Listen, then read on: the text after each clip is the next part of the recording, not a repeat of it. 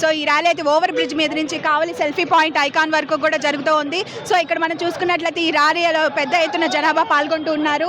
ఈ జనాభాలో కూడా ప్రతి ఒక్కరిని ఒక పిలుపు మేరకు అయితే ఎమ్మెల్యే గారు కూడా ఇక్కడ ఈ ర్యాలీలో పాల్గొనడం జరుగుతూ ఉంది. సో ఎమ్మెల్యే గారిని కూడా అడిగి తెలుసుకుందాం. సో ఈ ర్యాలీ ఇది ఎందుకు చేస్తున్నారు ఏంటి అన్న విషయాలు కూడా అడిగి తెలుసుకుందాం. సార్ మీ కార్యక్రమాలన్నింటిని కూడా వదులుకొని ఇక్కడ ప్రజలు కావలి యొక్క ప్రజల ఇబ్బందులను కూడా తెలుసుకోవడానికి మీరు రావడం జరిగింది. సో ప్రజల మీద ఇంత ప్రేమ ఎందుకు మీకు?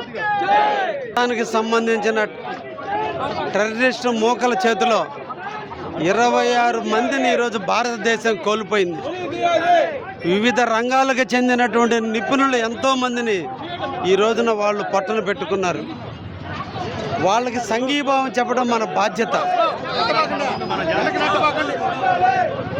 వాళ్ళకి సంఘీభావంగా ఉండాలి. కావులకి సంబంధించినటువంటి సోదరుడు మధుసూదన్ సాఫ్ట్వేర్ ఇంజనీర్ అకాల మరణం.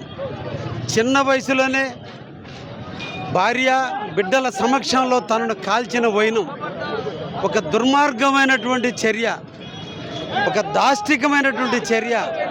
దీన్ని ఎండగట్టాల్సినటువంటి అవసరం భారతీయ పౌరులుగా పుట్టిన ప్రతి ఒక్కరి బాధ్యత.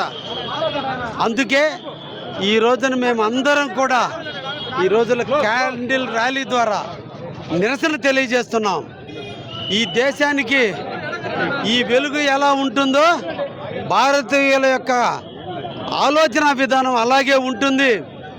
చనిపోయిన వాళ్ళందరికీ నివాళులు అర్పిస్తూ వారి ఆత్మతర్పణానికి ప్రతీకగా భారతదేశం రాబోయే రోజుల్లో టెర్రరిస్టు మోకలని అణిచివేసి ప్రశాంతమైన భారతదేశంగా ఎలుగొందబోతుందనే దానికే ఈ జ్యోతి ప్రజ్వలన ద్వారా తెలియజేస్తున్నాం. ఎన్ని కుయుక్తులు పన్నినా, ఎంతమంది టెర్రరిస్టులు భారతదేశం మీద దండయాత్ర చేసినా మా భారతీయులందరం కూడా ఒకటే. కులాలు, మతాలు, వర్గాలు, ప్రాంతాలు వేరైనా మేమందరం భారతీయులం అనే దాని నిదానంతోనే ఈ రోజున చనిపోయినటువంటి అమరులైనటువంటి 26 మందికి ఈరోజు మేము శాంతి ద్వారా నిరసన తెలియజేస్తూ ఈరోజు ర్యాలీని నిర్వహిస్తూ ఉన్నాం.